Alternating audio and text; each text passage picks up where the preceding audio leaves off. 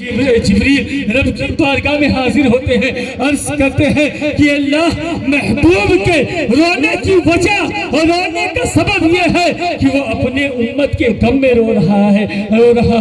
رب نے ارشاد فرمایا اے جبریل جلدی جا مصطفیٰ کو میرا سلام کا اور کہا قیامت کے دن تیری امت کے پاپ نہیں دیکھے جائیں گے، جسے تو چاہے گا اسے جنت میں داخل فرما دیا جائے گا۔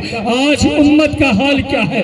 مصطفیٰ سے کتنا قربت حاصل رکھے ہوئے آپ دیکھیں کہ ہم مصطفیٰ سے عشق کا دعویٰ کرتے ہیں، ہم مصطفیٰ کے چاہنے والے ہیں، مگر مصطفیٰ کی بتائے ہوئے طرز زندگی پر ہم اپنی زندگی کو عمل نہیں کرتے ہیں، صرف ہم دعویٰ کرتے ہیں۔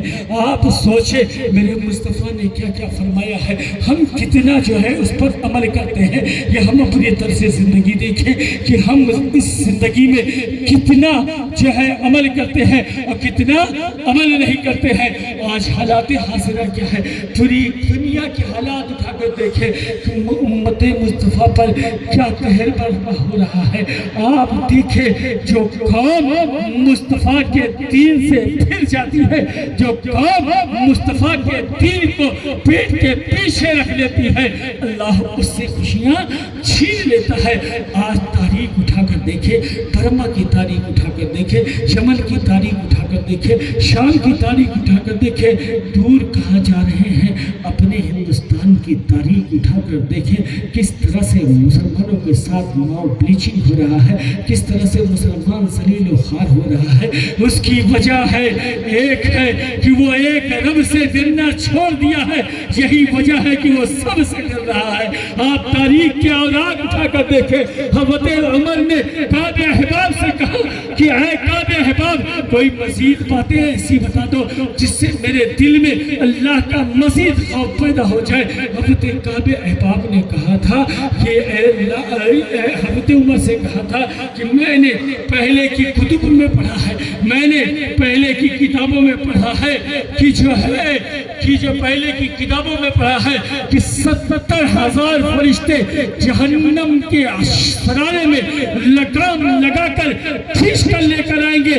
حالت یہ ہوگی کہ انبیاء کرام لڑ رہے ہوں گے، رسول اعظم کانپ رہے ہوں گے، اور تاریخ گواہ ہے کہ حضرت موسیٰ نے گھٹنے کے بل رب کی بارگاہ میں معروضہ پیش کیا کہ اے اللہ آج موسیٰ کسی کے لیے امان نہیں مانگ رہا ہے، آج موسیٰ صرف اپنے لیے امان مانگ رہا ہے جسے تو صرف کلیمی بخشا ہے۔ مولا آج اس ایک صرف کلیمی کا واسطہ ہے کہ آج موسیٰ اپنے لیے امان مانگ رہا ہے۔ حضرت ابراہیم رب کی بارگاہ میں دعا کر رہے ہیں کہ اللہ جب تو نے مجھے محبوبیت کا جامہ پہنایا ہے، اس محبوبیت کا واسطہ ہے آج میں اپنے لیے امان مانگ رہا ہوں۔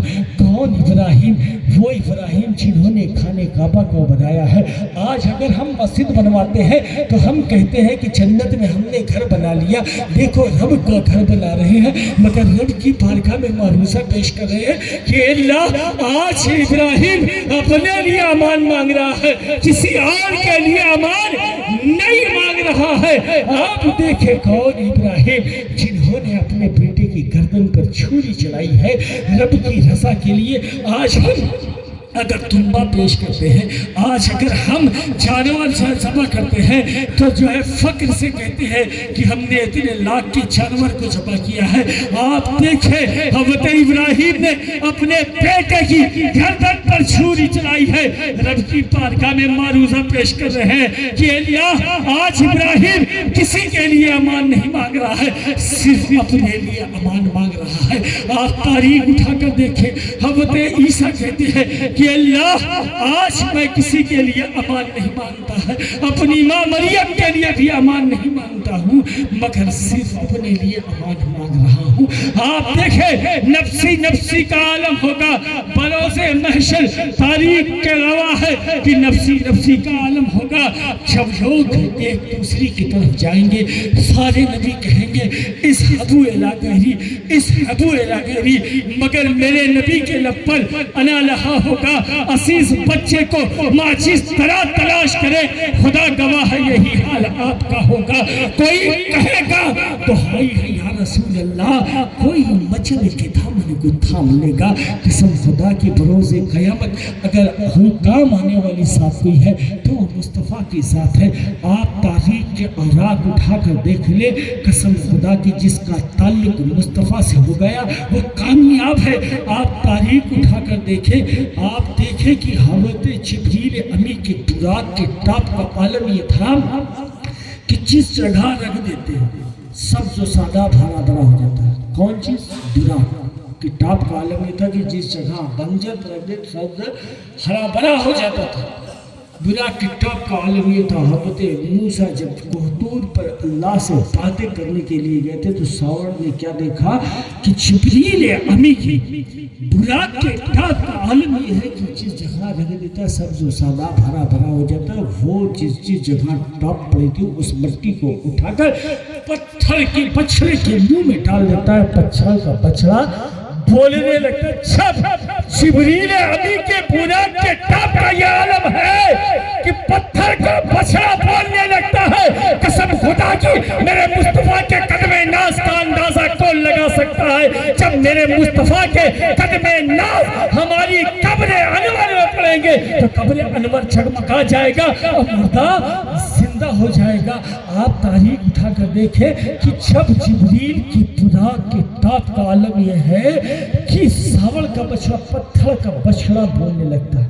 پتھر کا بچڑا تو میرے مصطفیٰ وہ جبریل جو مصطفیٰ کے قدموں کو چھوئے، تلووں کو چاٹے، وہ جبریل جس کے سامنے مصطفیٰ کے سامنے جبریل کی رسائی ختم، سدرہ سے مصطفیٰ کو رشک سے دیکھتے ہیں اور جو ہے سدرہ کے بعد ان کی رسائی ختم ہو جاتی ہے۔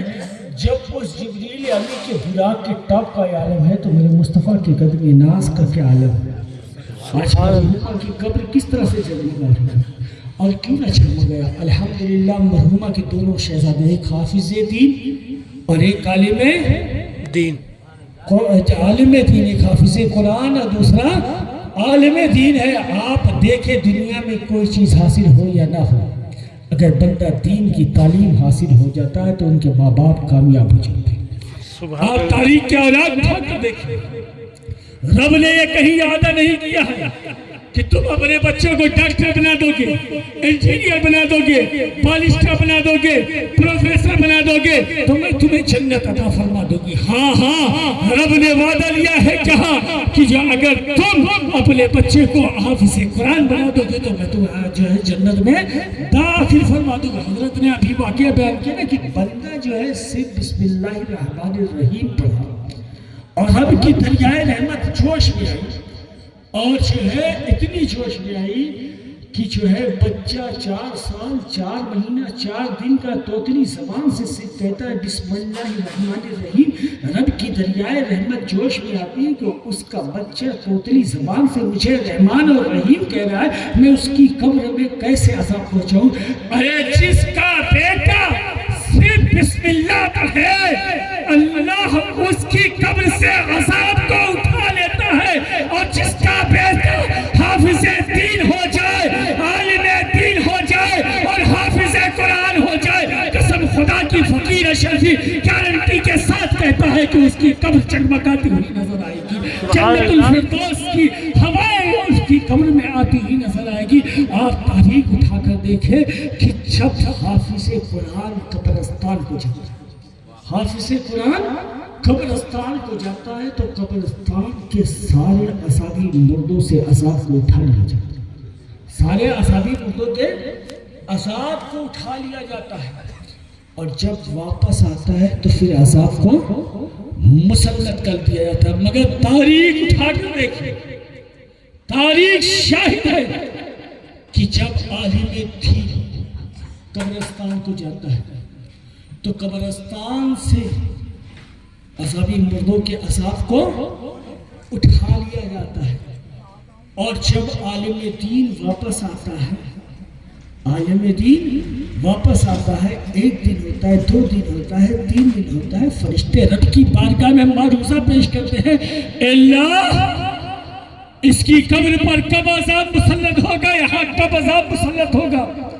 رب ارشاد فرماتا ہے کہ میرے محبوب کی امت میں جو عالم دین ہے ان کی قدم کی برکت سے 40 دن تک قبرستان کے عذابی مردوں سے عذاب اٹھا لیا جائے۔ آپ دیکھیں والدہ کتنی خوش نصیب کہ ایک بیٹا حافظ قرآن، دوسرا بیٹا عالم دین۔ اگر 40 دن میں ایک دن جائے گا، ایک دن جائے گا، ایک دن، تو ماں ہی کی نہیں اس پورے قبرستان میں جتنے عذابی مردوں پر عذاب ہوتا ہے سب کو 40 دن تک اٹھا لیا جائے۔ کیا بات! مگر آج ان کے حال کیا ہے کہ وہ اپنے بچوں کو دین کی طرف راغب نہیں کرتے۔